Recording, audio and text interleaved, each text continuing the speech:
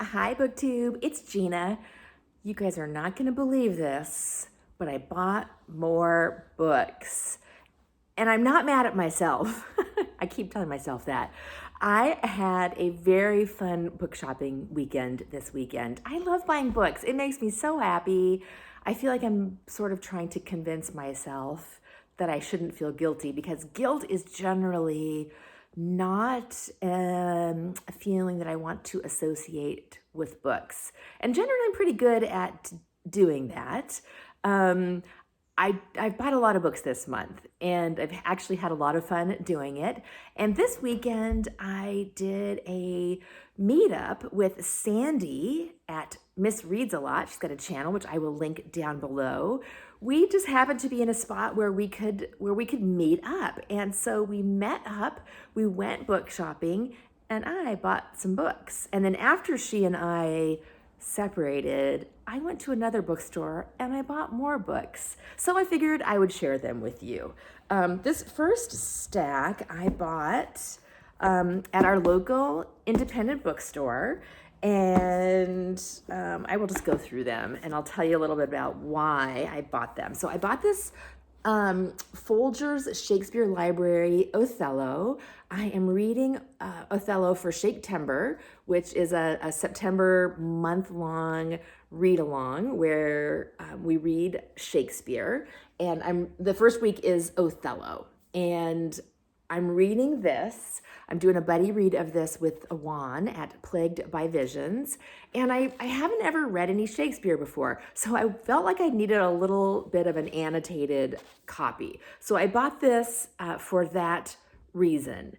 Now, I'm going to, more to come on this because there's an addendum to this. I started Othello yesterday and I'm loving it, and I'm not finding it nearly as difficult to read as I was worried I was going to find it. But I'll talk about that in a second too. And then I found these 4 NYRB editions. These are all by Henry Green. And I think these editions are so beautiful. Sorry, I got a little hair in my mouth.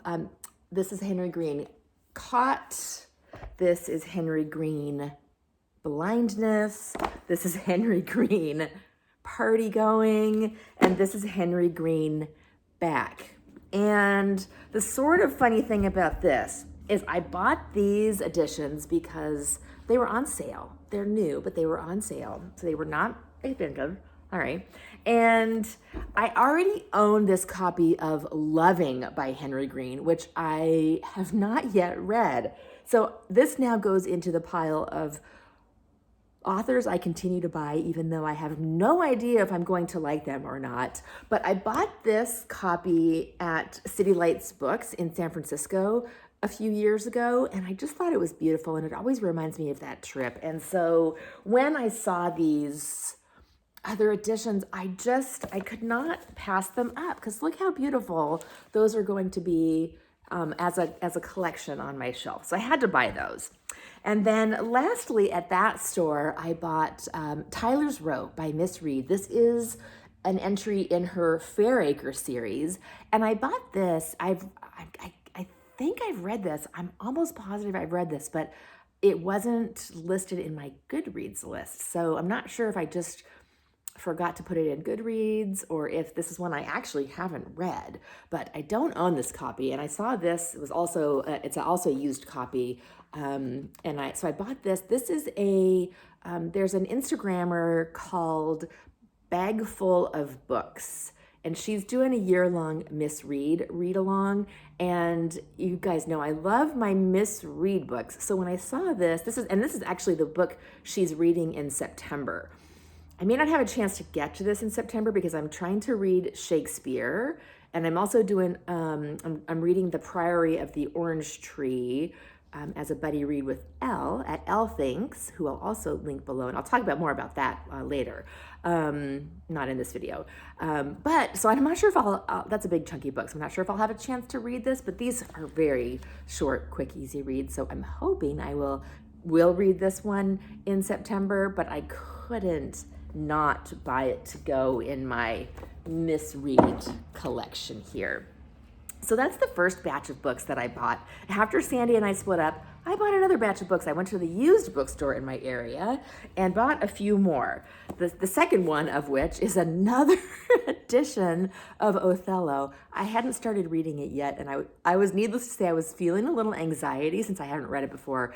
And these No Fear editions have the text of the actual play on one side, and then a translation in layman's terms on the right, which is honestly, it's bad.